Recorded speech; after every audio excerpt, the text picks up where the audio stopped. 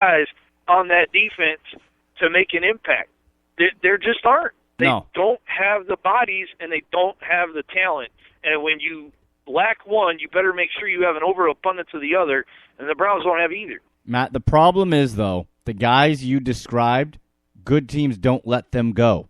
You cannot get those guys in free agency in their prime. You can't get them. So what do you have to do? You have to draft them. And it's the vicious cycle of Cleveland Browns football. You cannot bring, as good a leader as Whitner and Dansby are, they're new to the club. So you only have so much cachet on that team, no matter how big of a leader that you are, because you're new as well.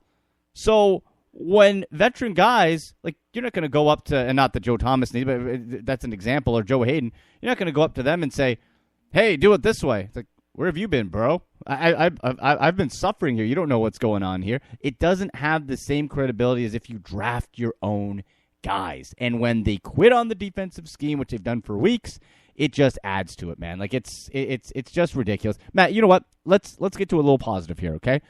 Let's go to the offense. Let's bring back, you mentioned after we got off the show last week, you said, Andy, we haven't given out dog bones in forever. And I said, you know what? You're right. It kind of slips the mind when you're a 3-11 team to hand out game balls or dog bones for best play. But let's try to do that the last 3 games of the season, including the one from Sunday. So if you had to give out a dog bone, who would it go to for the 30-13 loss to Seattle?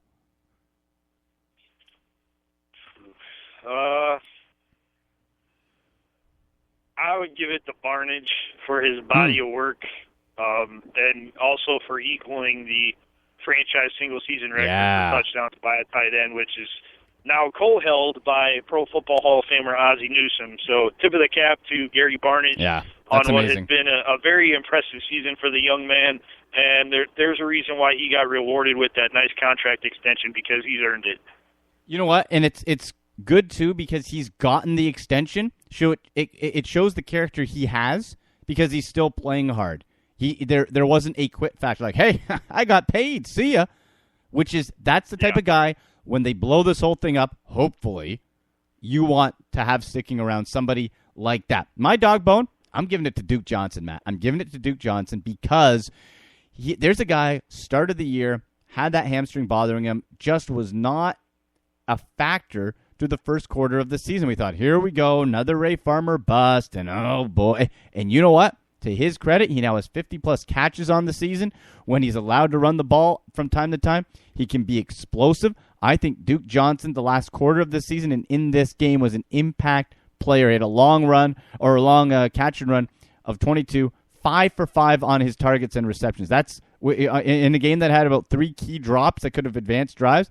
That's huge. And he also was able to lead all the Browns rushers 46 yards on 4 carries, average of 11.5, which, naturally points back to the question, why the heck didn't you try to feed him the ball more? But, that's, I guess, when you get down 30-13. So my ball goes to Duke Johnson. And Matt, we dump on Ray Farmer.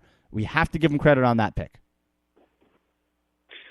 That's one of the few in the crowd right there of picks that actually panned out. I mean, I've written stories predicting what could happen on January 3rd, or January 4th, rather. I have every contingency plan for it, and the same thing that keeps coming to mind is when I analyze Ray Farmer's draft picks, he's horribly mismanaged 4 first-round picks. So correct. The thinking he could have the number 2 or number 1 overall pick is tantamount to insanity. But you look at other picks too. Some of them aren't with the team anymore. Some got signed by other teams. Some chose to sign with other teams' practice squads because they didn't want to stay in Cleveland anymore. Duke Johnson is one of the few that he actually hit on. It's only 14 games into the young man's career, so we'll really see if he hit on it probably later on, 2 and 3 years down the road. But by and large, his character evaluation above the talent, because I believe there's a lot of talent in the guys that are brought in because they wouldn't be in the NFL or top level if they were bad. The character is awful. That's what's most disconcerting and what's of paramount importance is he doesn't have character guys. They talk about winning with people, but the people that they try and win with are awful. They're just not good people to have around, because when the fur starts to fly in, they start to swing their fists and start to push people around, and it's like, oh, this is not a guy you can win with, nor is it a guy you should even give a second shot to. No. Like, to me, I understand the competitiveness, I understand the frustration level, but damn it, you're professionals, act like it. Yeah, absolutely. And you know what? Quick side note. Speaking of lack of professionalism, how about Odell Beckham Jr. getting suspended one game by the NFL for that atrocity against the New York Giants, against Carolina. The fact that he wasn't ejected from that game, head-to-head stuff, is an embarrassment to the league. It is. It really headhunting off away from the ball. Disgusting. Should have been gone for the season, in my opinion. You're listening to the Doghouse, your inside look at the Cleveland Browns. Andy McNamara alongside Matt Fleur-Jancic. Get us on Twitter at AndyMC81, at Matt Fleur-Jancic. We're brought to you in part by DraftPot.com. You go to DraftPot.com, terrific daily fantasy site. You can play NFL, NHL, NBA, MMA, whatever. And they have the option you can do a fan side picks where you are not held to a salary cap. Do a fan mode or GM mode, the traditional salary cap restrictions there. Big money prizes. You can go into contests as little as $1. Use promo code Browns when you sign up. They'll have a promo code. Type in Browns.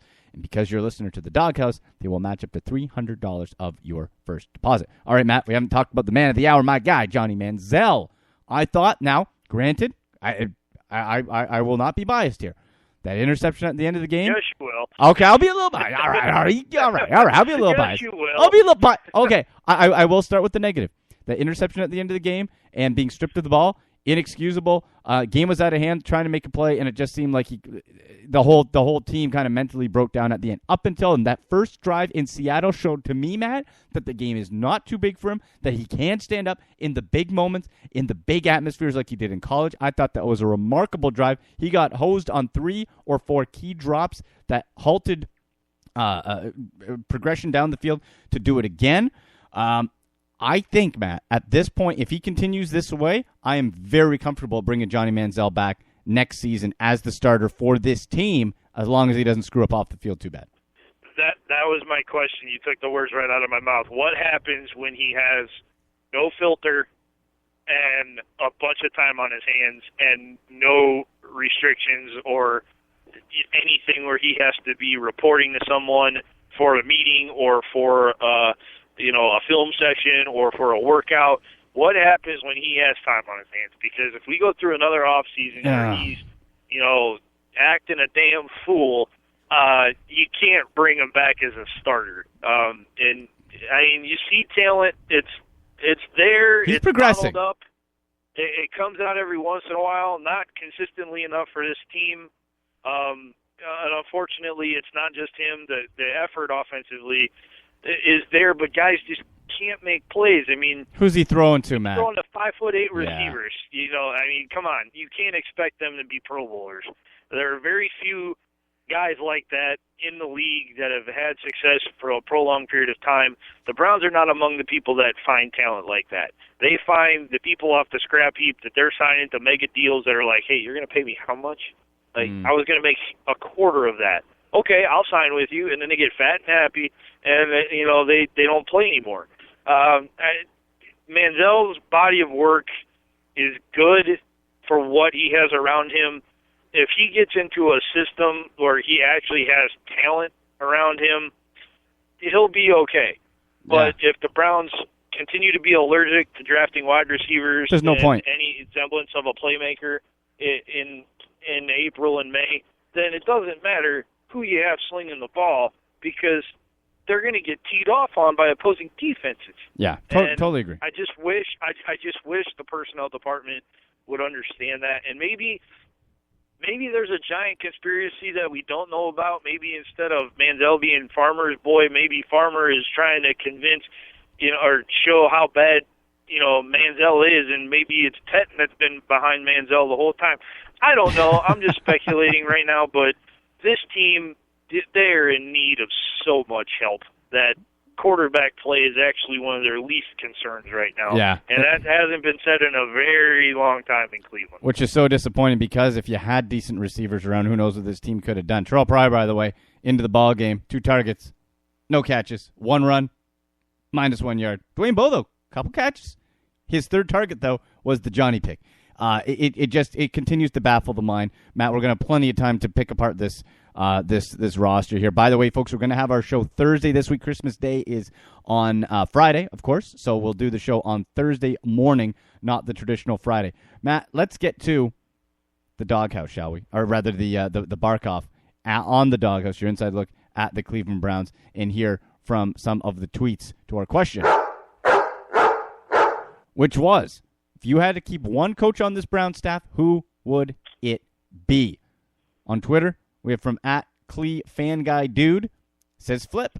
Says he'd go with Flip.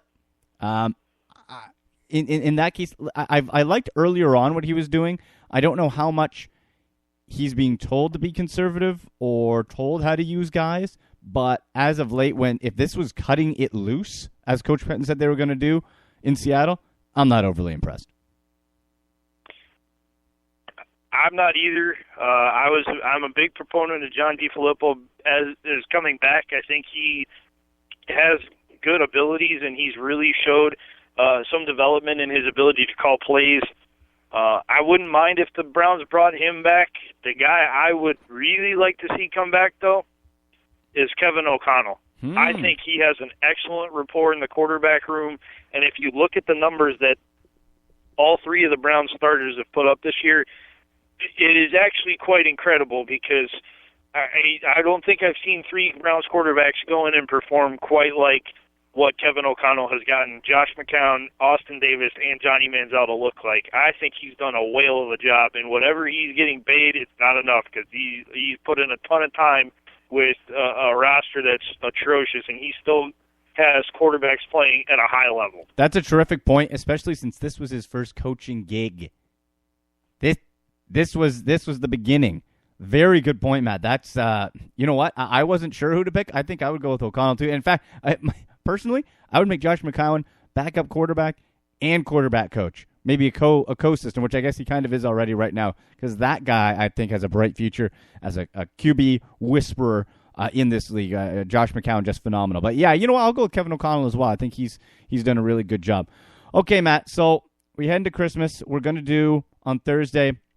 We're going to be giving our lump of coals. We're going to be giving presents. We're going to be opening up the stocking on this Browns team, on this Browns season. So stay tuned for that.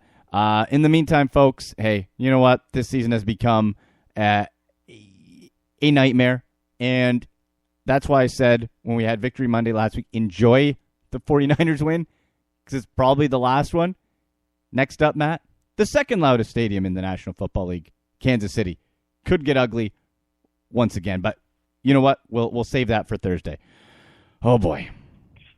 One bad atmosphere is enough for one day. Let's just park this one, put this one to bed, wake up tomorrow, and focus on playing one of the hottest teams in the NFL. Oh, goody. All right, Matt, great stuff, buddy. We'll do it again on Thursday. Sounds good, Andy. Take care. All right, that was Matt Florjancic, as always, of course. You're on the Doghouse, Cleveland Browns insider with WKYC Sports. So the Browns winless in Seattle, on to Kansas City. We'll be with you Thursday. Happy holidays, everybody. One more before Christmas. I'm Andy McNamara. You've been listening to The Doghouse, your inside look at the Cleveland Browns.